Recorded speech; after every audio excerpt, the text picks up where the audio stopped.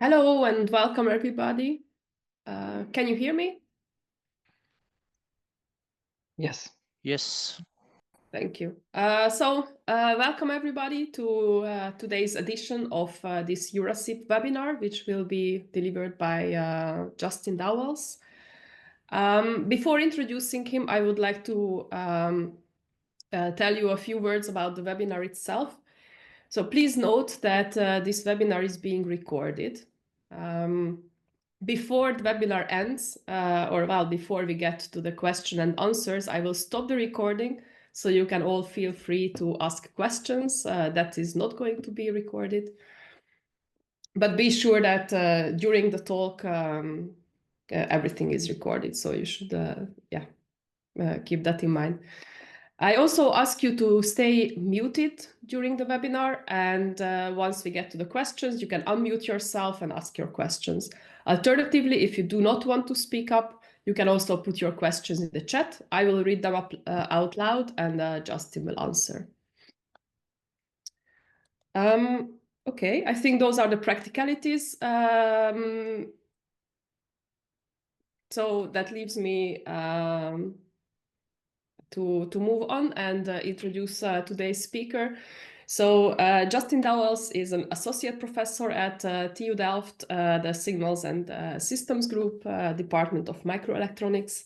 He also serves as the co-director of the Safety and Security Institute at TU Delft.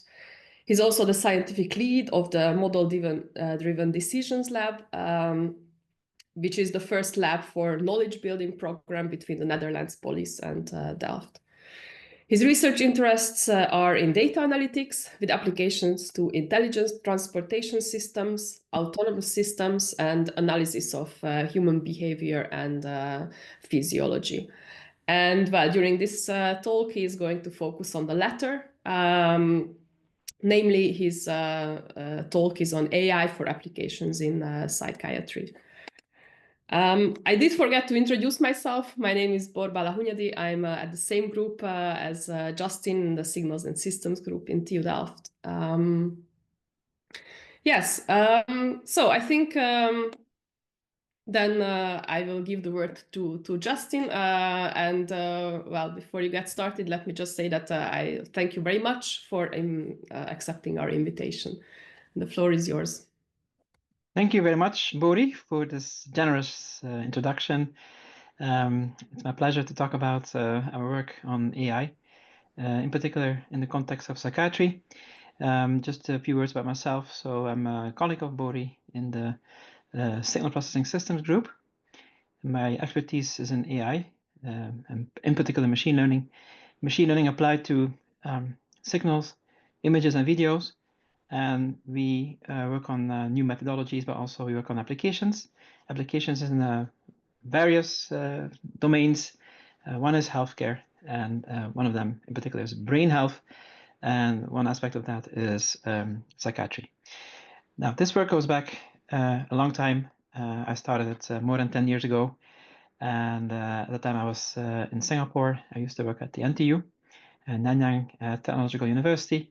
That's why we embarked on this project, where we wanted to figure out whether we could use AI and signal processing to help psychiatrists to get better insights about their patients. And you may wonder why we started this research. So in the following minutes, I will explain the main motivation. There are in fact some alarming numbers. First of all, there's a large number of people who suffer at some point in their lives from mental health issues. In fact, 1 out of 4 people will deal with mental health issues. Think of depression, burnout, maybe schizophrenia, and a variety of other conditions. If you look at Europe, 83 million people are affected by mental health. In some other countries, Thailand, New Zealand, Australia, it's about 1 out of 5 people. In China, India, it's 10% or more. In Singapore, we used to work and live, it's 1 out of 7.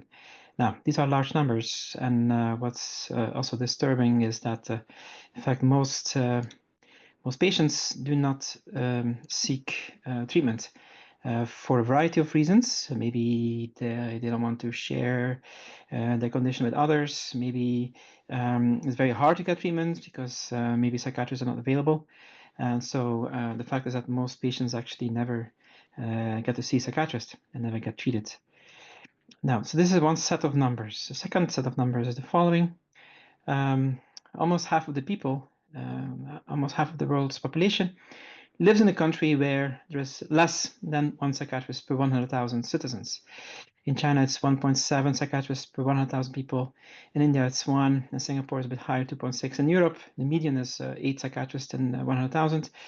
One outlier there is France, where you have, I think, 23 psychiatrists per 100,000 people. That's because in France, you don't have to be a psychiatrist, or you don't need to have a medical degree in order to be able to provide psychiatric support to patients. But yeah, in some countries, actually, the numbers are much lower. In some African countries, it's 0.01 psychiatrists per 100,000 people in certain countries in Africa.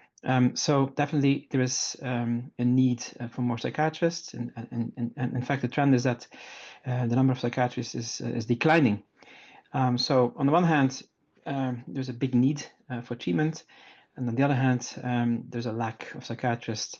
And currently, clinical assessments require, of course, highly trained clinicians, and the treatments are usually subjective and also time-consuming. So there's a need for technology, for tools to assist clinicians. And so we were thinking, can we perhaps use signal processing and machine learning, the things that we know how to do and develop in the context of psychiatry in particular, to move towards automated, objective mental health assessments. So can we, like we do, for instance, for heart diseases, we can measure ECGs. For neurology, I think of epilepsy, we can measure EEGs. Can we measure something similar for mental health assessments? In particular, we have been investigating two groups of patients. One are schizophrenia patients, and the other group are patients suffering from depression. In schizophrenia, there are three different groups of symptoms. First of all, the positive symptoms, maybe the ones that you are the most familiar with. Think of delusions and hallucinations, but there are also other symptoms, negative symptoms, for instance, like apathy, social withdrawal, attentional impairment, and besides that, also cognitive symptoms, for instance, slow thinking, poor memory, and concentration.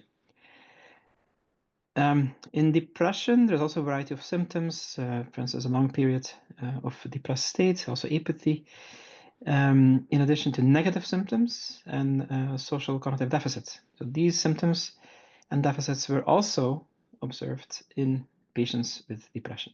In fact, negative symptoms and cognitive symptoms contribute to poor function and also quality of life for patients. For instance, if patients have negative symptoms, they tend to communicate less, tend to be less motivated to wake up in the morning. For them, it's harder to function well in their job. For instance, if the job is to, for instance, I think of a salesperson, the person has to convince people to buy a particular product. If they're not very keen to communicate, it's going to be very difficult. So people suffering from negative symptoms have a hard time to keep their jobs, so it has major impacts on their daily life. So we are interested in assessing negative symptoms and cognitive performance. The question is, of course, how? How can we measure something? What can we measure? And in this diagram, in this slide, we summarize the key points of our research. So on the left is what we want to investigate and different types of symptoms. On the right is what we can measure, so-called social signals. Think of verbal cues, what people are talking about. Non-verbal cues, like how do people communicate? What's the speech rate, the tone at which they speak? Do they keep eye contact, etc.? So also facial expressions, body movement, do they use gestures, etc.? What's the posture of the person, and so on. So in the first aim, we wanted to establish a potential correlation between what's on the left and what's on the right, meaning between the social signals and the negative symptoms and cognitive symptoms. And then if that's the case, and indeed we did find obvious correlations, we set out to develop an AI, artificial intelligence pipeline, to assess symptoms, negative and cognitive symptoms, based on the social signals, in particular the verbal and non-verbal content generated by the patients. Yeah? And the aim is to be able to monitor patients long-term and to provide a diagnosis. So essentially, we are relying on social signals to give psychiatrists extra eyes and ears so they can get more data about the patients and provide, hopefully, more reliable diagnosis and more reliable treatment. So you may wonder how we do this in practice. Well, we have conducted numerous recordings of conversations between patients and psychiatrists. We have recorded audio and video. So we use webcam to record video. We also have a lapel microphone worn by the patient and psychiatrist that captures audio. And we also have installed a Kinect sensor, which allows us to measure movements and distance. So from all those signals, we conducted a detailed analysis, comprehensive analysis. We investigated facial expressions, movements, linear movements, rotational movements. Then we analyzed speech, meaning the non-verbal aspects, prosody and the conversational dynamics, as well as the content, the verbal analysis, linguistic analysis, first by speech recognition, where we convert speech into transcripts, and then we analyze the transcripts by text-based analysis, different types of analysis, back-of-word models, and other techniques. So, having done such analysis, we can then extract all kinds of statistics, features, so-called features in machine learning, and then address our objectives, namely to be able to differentiate different participants, different people, as in different groups of participants, healthy participants, patients suffering from schizophrenia, and patients suffering from depression. So the aim is actually to be able to support differential diagnosis. That's shown at the bottom right. Another aim, and in fact the most clinically relevant aim, is to assess symptoms, to detect the presence of particular symptoms, different types of negative symptoms, different types of decline in cognitive performance.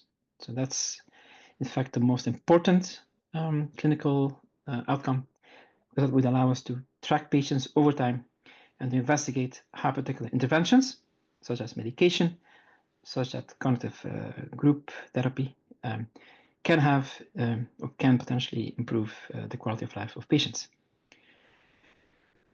As I mentioned, this has been a long journey. We started more than 10 years ago. As a first step, we conducted a small study with 56 schizophrenia patients and 26 controls.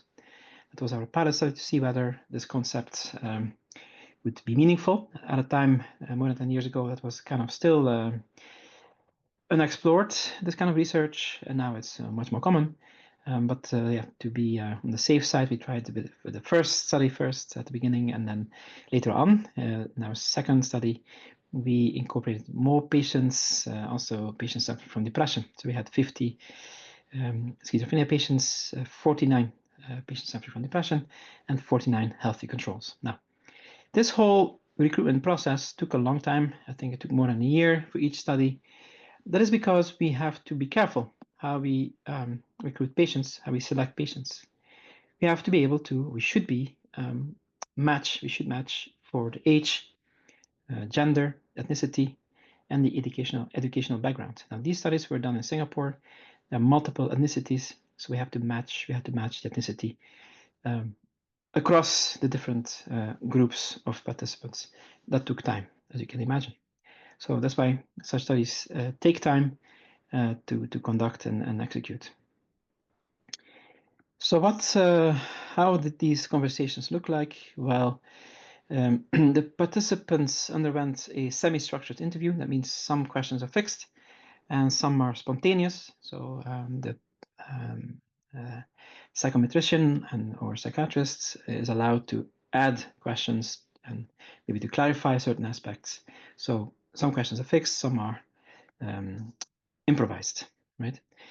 And each interview was conducted by trained psychologists. There was no specific time limit. There was no role playing. These are natural conversations.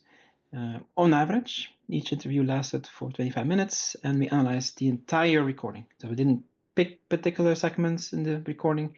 We analyzed the entire recording in the view that we want this whole process to be fully automated. We don't want to have any manual intervention. We would like to build a pipeline that is fully autonomous, fully automated, and can eventually be ported into apps. Besides the recordings of audio and video, we also have the psychiatrists have assessed the patients with regards to negative symptoms and cognitive performance.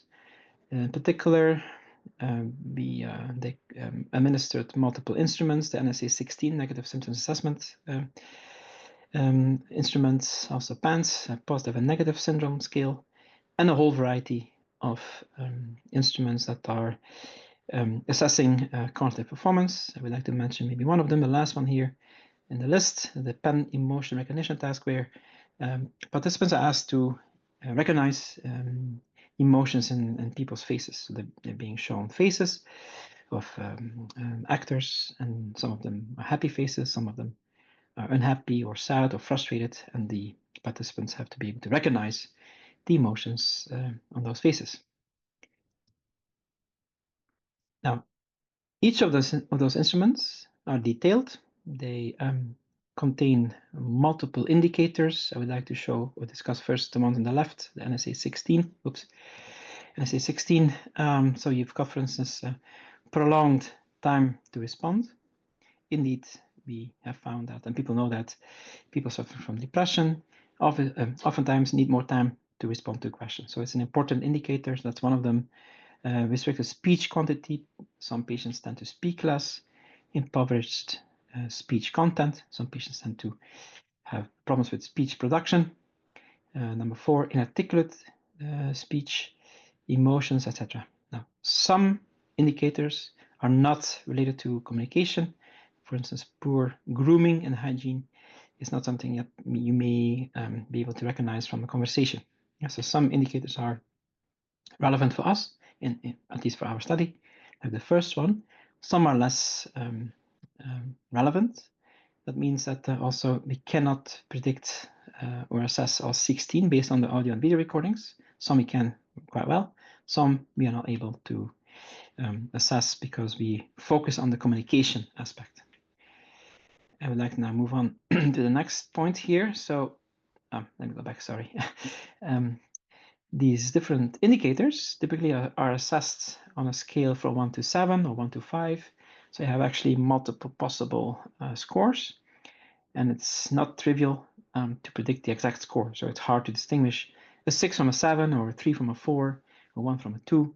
And that's why we actually quantize, we binarize the scores. So we use the median as a threshold, and if the score is above the median, then that's one class, a class high. That means that the symptom is present.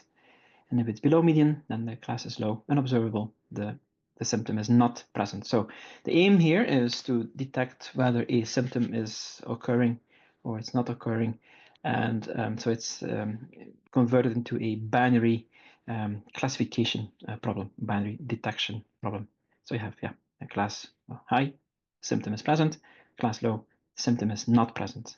That's based on the median value. That makes, of course, the problem much easier from a machine learning perspective. So just to come back now to our setup. We record conversations, hundreds. We record via webcam, so we get video, connect, we get depth data, and through the lapel microphone, we get the audio conversations, audio recordings, which we analyze both in a verbal manner and non-verbal manner. And then there's machine learning. I can tell you one of the challenges was to be able to combine all those different types of analysis. Now you have different kinds of features. Some analysis leads to literally 1,000 features. For instance, the prosodic analysis, the audio analysis is very detailed. You get tons of frequency components and entropy measures and all that, whereas some other measures or other analysis leads to far fewer features, maybe 10. So the challenge is to combine all that information in a way that gives sufficient weight to each modality: movement versus speech analysis versus facial analysis, etc. And I will discuss more how we did that. So the aim, as I mentioned, is actually twofold. Is to assess symptoms, and secondly, also to be able to differentiate different participants, and that's to support differential diagnosis in psychiatry. Now, I will dive a bit more into the technical details without going too deep. As you can imagine, we are recording audio, and that's always a bit of a challenge, especially in real-life conditions. Here in particular, even though it's a quiet room, there are some other challenges. We have here in the setup 2 microphones, one worn by the psychiatrist, one worn by the patient. And what happens in practice is that the mic of the patient may pick up speech from the psychiatrist and vice versa. And so, of course, we should obtain clean signals, clean channels. So we need to apply some form of speaker diarization. We did something simple based on the Markov models to suppress the speech, the interfering speech. So at the end of the day, we got a channel with clean speech from the psychiatrist and a channel containing speech from the participant. So that was one of the first tasks, one of the first challenges. And then back in the day when we started, we applied Caldi. Now we apply different techniques for speech recognition, and that allows us to then, of course, extract the speech transcripts from the audio recordings. I could tell you as an anecdote that when we started, speech recognition was not that great 10 years ago when we started, and these recordings were done in Singapore, so people don't speak US or UK English; they speak with a slight accent, and speech recognition was not perfect. It's not as accurate as for UK or US English, but as we progressed in the project, luckily, speech recognition became more accurate, more reliable, even works well for non-standard English, if you will, so non-UK or US English. So that's, in this way, we were able to kind of surf on the AI wave and make use of the tremendous progress that has been made in AI, and in particular for speech recognition. Now, once you have the transcripts, of course, you can do a whole lot. And the first thing we did is to apply a bag of words. So you have a text, the transcripts of the conversation, and then we just counted how many words belong to different categories. And in this approach, we in particular applied LIWC, language inquiry and word count, which is very often used in psychology and psychiatry. And these different types of words correspond to, for instance, positive emotions, negative emotions, achievements, cognitive process. So these are word categories that are meaningful, useful in the context of psychiatry and psychology. So these word categories have been identified. These are the LIWC well-known linguistic categories. All we have to do is count how many words we have in each category. That means the text is being converted, or conversation is being converted into a feature vector, namely counts of words for each category. There are about 70 categories, so you have a vector of length 70. You can use that vector then for instance, diagnosis, and so you can apply it or use it for classification. So it's a feature vector. Yeah. So that's the first approach, where you have fixed categories identified by researchers. A different approach is to let data find categories. So here we apply the word-to-vec approach, doc-to-vec, I should say, where an entire dialogue is mapped onto a 100-dimensional vector. Now, that this mapping is something that was developed by Google to be able to classify Word, to classify documents, classify them, for instance, in documents about sports and business and entertainment, etc. So we use this here in the context of trying to classify different conversations from patients or healthy controls. Now, in this approach, we don't know the meaning of each of those 100 dimensions, right? In the previous approach, each dimension in the vector, each component in the vector is a count of a particular category. That means that that's interpretable.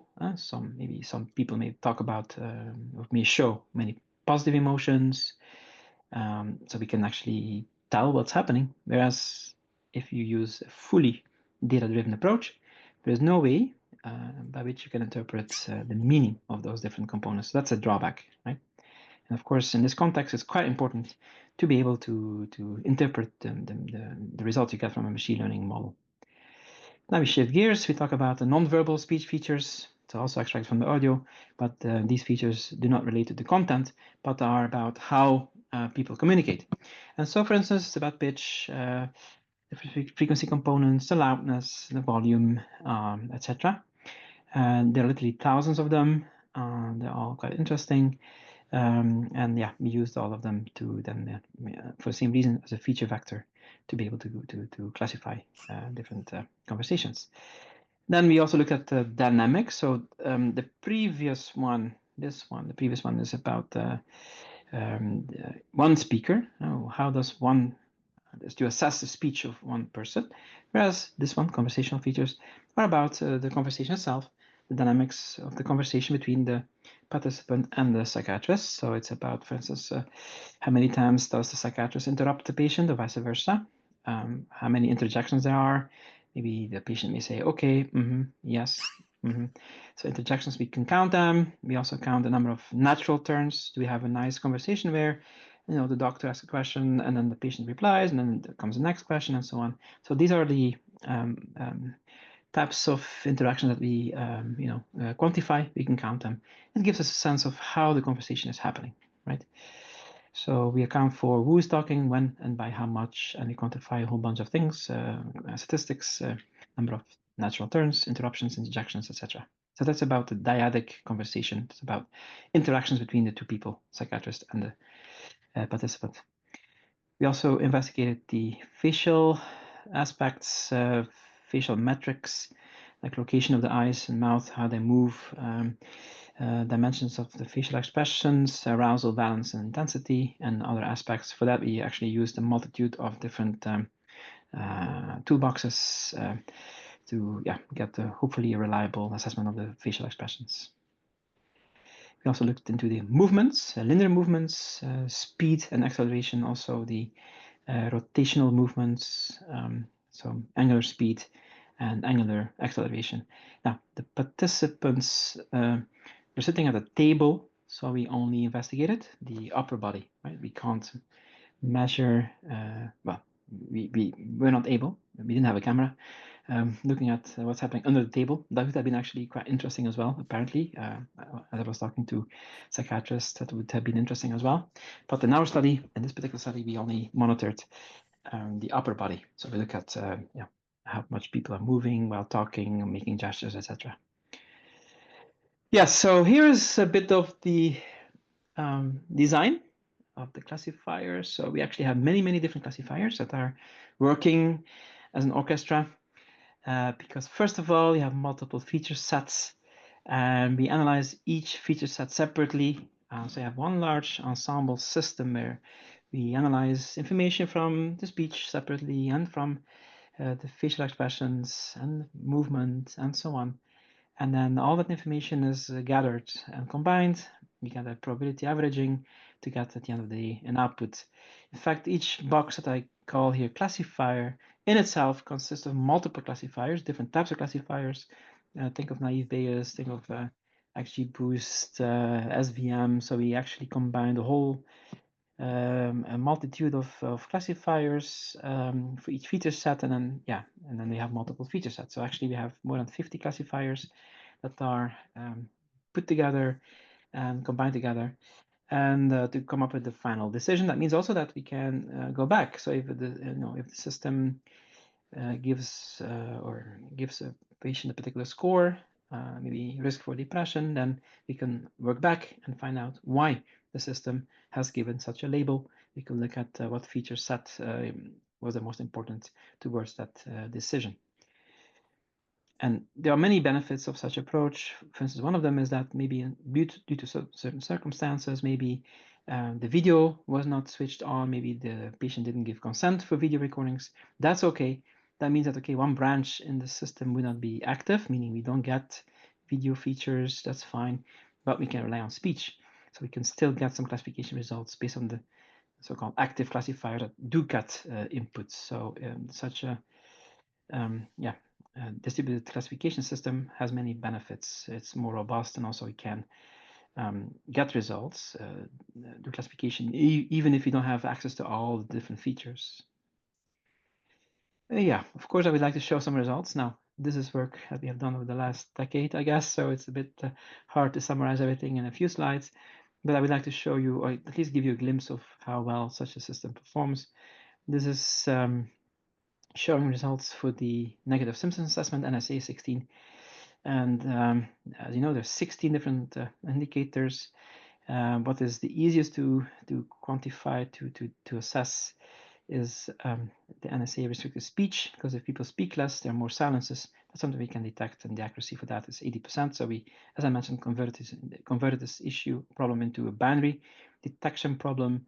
So we check basically whether the speech is abnormally restricted. Whether you have less speech, whether the person is more silent than expected in such conversations.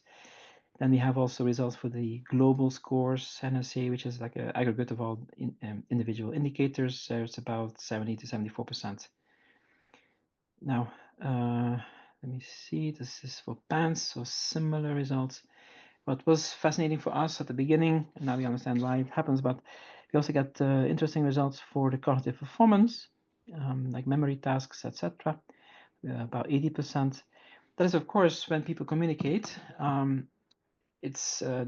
Communication is an intense cognitive process which requires memory, which requires adaptation. And so if people have certain cognitive deficits, they have a harder time to communicate. So we can actually analyze conversations and from that derive information about their cognitive performance. So those were results on the symptoms. We also have results on the differential diagnosis, which I should say the classification among different participants. So we look at the pairwise combinations, schizophrenia versus healthy, depression versus healthy, schizophrenia versus depression, and then the three-class problem where you have depression, schizophrenia, and healthy. And after quite a bit of work and multiple PhD theses, we achieve results above 80% for most of the problems. Of course, three-class is a harder problem, but there we achieve almost 80%. The idea, the breakthrough came when we started developing these ensemble systems as opposed to building one classifier that is heavily optimized. We actually, as I said, combined 50 classifiers which are only mildly optimized, and then we got much better results. So the data sets are not huge. We don't have tens of thousands of patients. We have hundreds of patients, hundreds, which is a small number in terms of machine learning and the context of machine learning. So it doesn't make sense to heavily optimize a single model. We rely on multiple models, as I mentioned. Of course, from a psychiatry perspective, it's important to figure out what the machine learning pipeline picks up as changes in behavior. So the system detected certain behavioral traits in patients that had been reported before. For instance, depression patients take more time to respond to questions. They tend to smile less often. Schizophrenia patients also tend to speak less. They take longer breaks in the conversation, laugh less. So those were well-known observations. Then we have, of course, we have plenty of observations because we have lots of features in the system. I would like to mention here one of the kind of unique findings here is that the schizophrenia patients versus depression here, depression patients tend to have longer response time compared to schizophrenia patients. So that allows us to actually differentiate schizophrenia patients from depression patients, among other things, of course, but that's one of the indicators. So to sum up this line of work, so people suffering from mental disorders tend to have subtle differences in their communication behavior, how they speak and what they speak about, and that can be measured via social signals by recording audio and video. That hopefully is a way towards long-term holistic objective assessment of negative symptoms and cognitive symptoms, which can be useful to evaluate treatments. As I mentioned, for heart diseases, you can measure ECG. For epilepsy, you can measure EEG.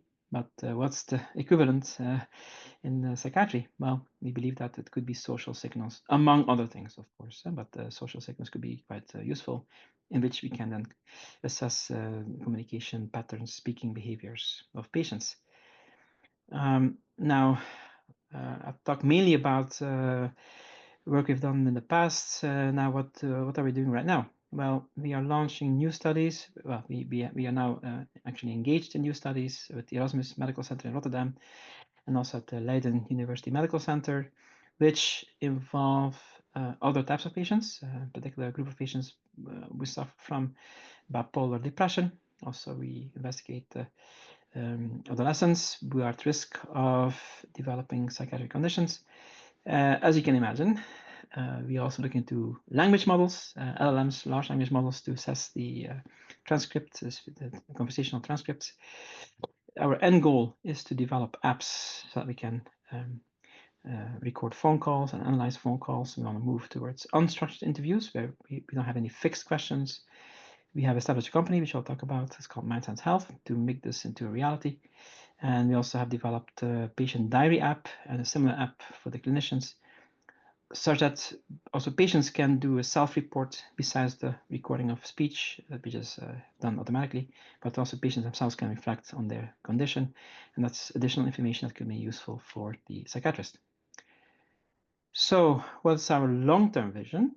The vision is to combine behavioral analysis with also neurophysiological analysis. So we are also quite active in the field of EEG, electroencephalograms. We build a variety of AI pipelines to analyze EEGs, and the goal is to bring those two lines of research together into one system that will allow us to diagnose or to monitor patients suffering from neurological and psychiatric conditions. So we can look at the EEG as well as the behavior and get more information that could be useful for diagnostics and treatment. You may wonder why that's useful. Well, here's one example. Patients suffering from epilepsy tend to be more anxious, more stressed about the fact that they could get a seizure anytime. So for them, it's always in the background of their mind that anytime they could have a seizure. And so patients suffering from epilepsy, they have 8 times higher risk for depression, migraine, and other conditions, which in turn will affect their seizure outcome and quality of life. So the point is that, yeah, we all have only one brain. That same brain can have seizures, and that same brain triggers our behavior. So yeah, it's quite normal that we want to combine together neurology and psychiatry and develop technology for both. That's, I think, quite natural, and now I think many psychiatrists and neurologists understand and appreciate that vision. As I mentioned earlier, that we have established a company, Mind Sense Health, that has 2 sets of products. One is NeuroBrowser, which is a cloud-based platform to analyze EEG. So in the cloud, AI pipelines are executed to analyze EEG, and that creates then reports that are useful for neurologists. A second line of products is GenMind, which is a tool, an app to create digital biomarkers for negative symptoms and cognitive impairment. And combined together, these 2 tools, of course, provide a holistic assessment of patients. And of course, if you want to really bring this to the patients and clinicians, it's important to meet certain standards. So the company has, been awarded certain ISO standards. The cloud platform is also HIPAA compliant. We are a Mayo Clinic ASU MedTech portfolio company since last year, and we won some awards in the past. Now, what is really important, I would say, is not just technology, especially not in the context of psychiatry, where you're dealing with patients, you're collecting sensitive data. You collect data about how they talk, how they communicate, and that is, of course, sensitive. So it's important to be transparent about how data will be used. You have to be transparent towards the patients, towards psychiatrists. Of course, data has to be stored in a secure manner. So privacy and data security is crucial. That's the first point there on the list. But there are many more points, right? Of course, you need to have ethical compliance, etc., etc. So technology is nice. AI is great, but it's only one piece in the puzzle. I would say it's like the initial condition. And then you have to start thinking about all the rest. How do you store data?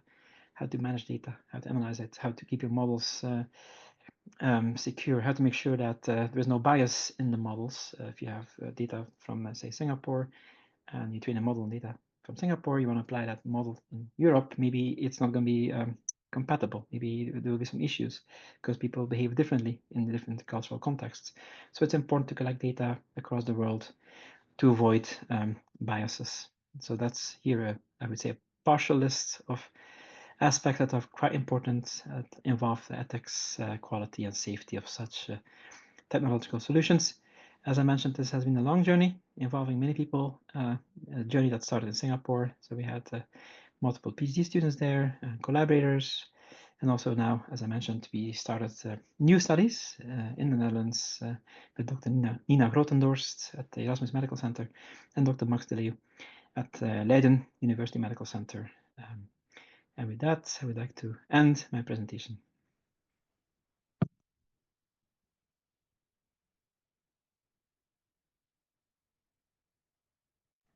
Justin, thank you for this very clear and very interesting presentation. Let's give the speaker a virtual applause. Thank you very much.